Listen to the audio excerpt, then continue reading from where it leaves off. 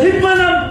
نه عمران خان منم نه زرداری منم نه مولانا منم او نه پیمان که یو کس منم او کم کس که وروره جلسو له لاړ یا اسلام آباد ته لاړو یا د شهباز شریف هغې له لاړ یا د عمران خان هغې له لاړ یا د مولانا هغې له لاړ یا د بلې هغې له لاړ که د 10 روپو مزدوري کوئ او زما وروره بس دی وروره زما هم بس دی د خدای خاطر ته وګورئ وروره د ځان له وروره دغه مه جوړئ خپله مزدوري کوئ نه د چا جلسو له ځئ نه د چا جلسونو له ځئ دا خلک رد خلک دی او خلک ته باندې خپل کار کوي تو په شګو کې ولاړې په دوړو کې به ولاړې په ګرمۍ کې به ولاړې دې به ځان ته وروره ښه وروره په کمپیوټر له پاسه ایسي لګولی خان به راشي تقریر له ښه ښکلی تقریر به وکړي او وروره بیا به لاړ شي وروره